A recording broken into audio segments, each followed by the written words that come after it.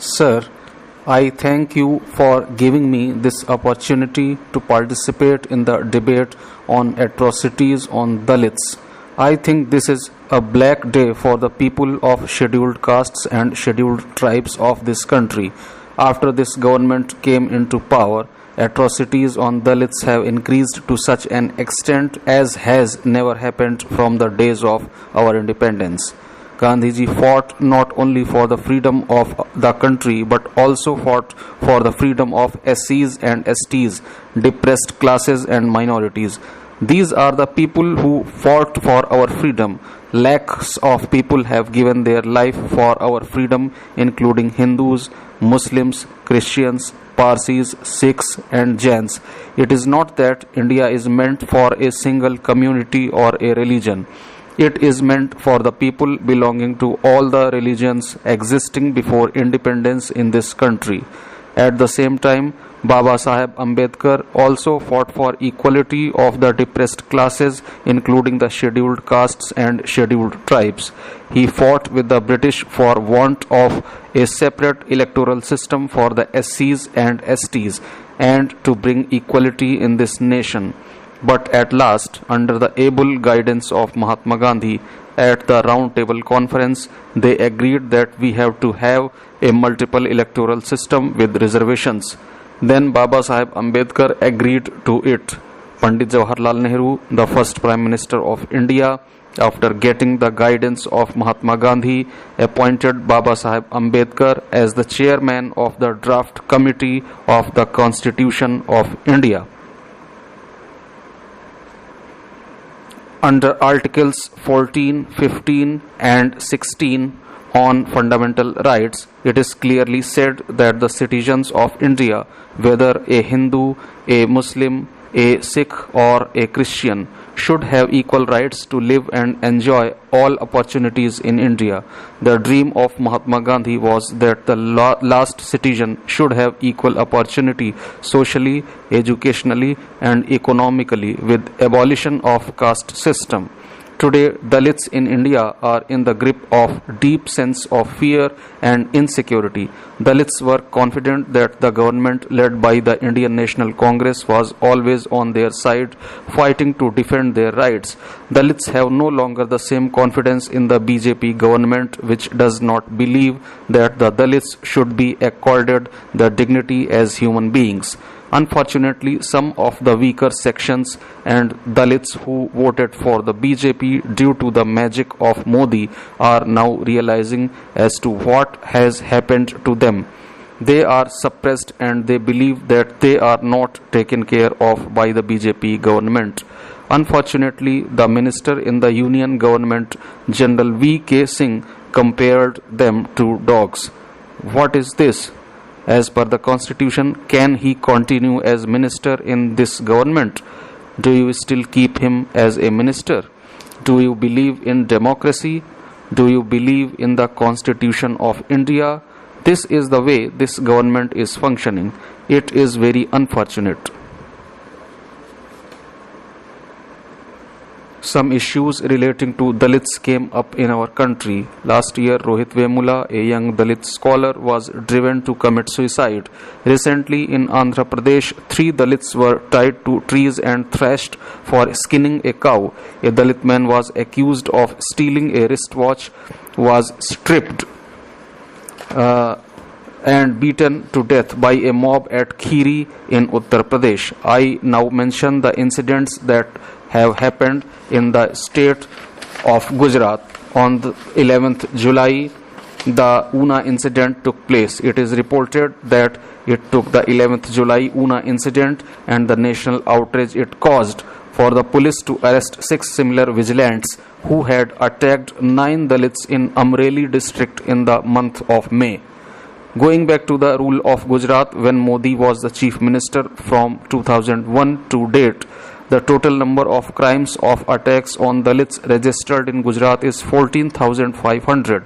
The annual average is 1,000 cases with at least 3 cases daily in Gujarat, which has never happened in the history of our country. The Dalit rights activists say that the sense of impunity spawns from the fact that the conviction rate is as low as 3 to 5%. On the afternoon of May 22, a contingent of cow vigilantes swooped down on a colony of Dalits in Rajula in SUVs and two-wheelers. Like in Una, they carried staffs and knives. A couple of them had swords. The vigilantes broke the hands and legs of the Dalits, pushed and kicked them around, as told by a Dalit rights activist in the area. These are the issues which have to be taken note of. I think the government has to particularly take note of the fact that the number of incidents of atrocity on Dalits in only one state of the country is 3 per day.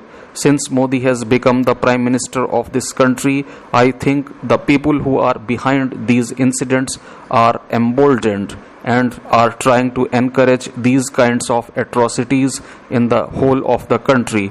This is the way the government is functioning.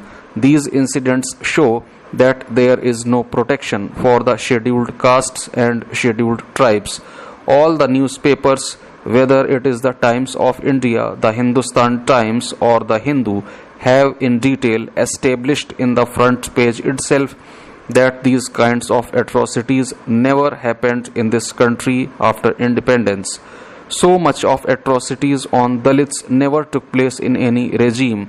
Only for the last 2 years these kinds of incidents have been taking place.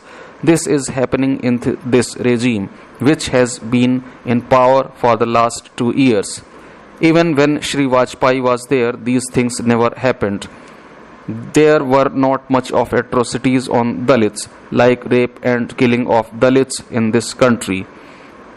Now I do not want to speak more on Gujarat, but the fact has been clearly established that there are 3 cases of atrocities on Dalits per day in Gujarat.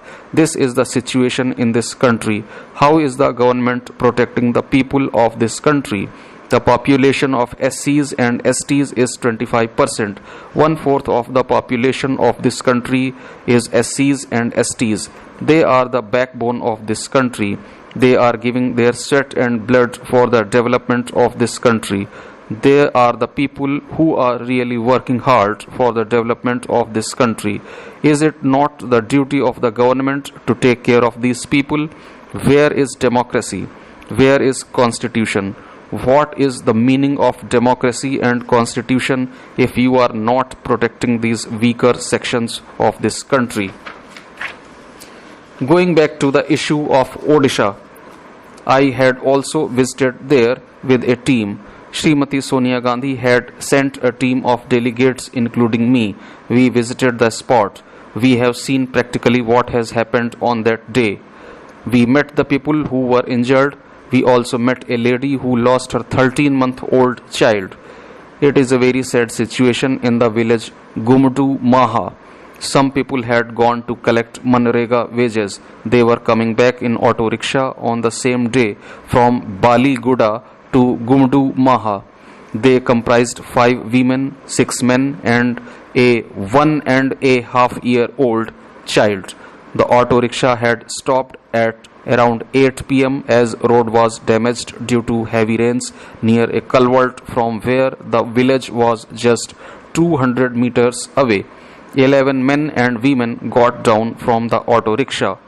When 4 women started walking down to their village and others were pushing the vehicle to cross the culvert, heavy firing started from the right side of the auto rickshaw.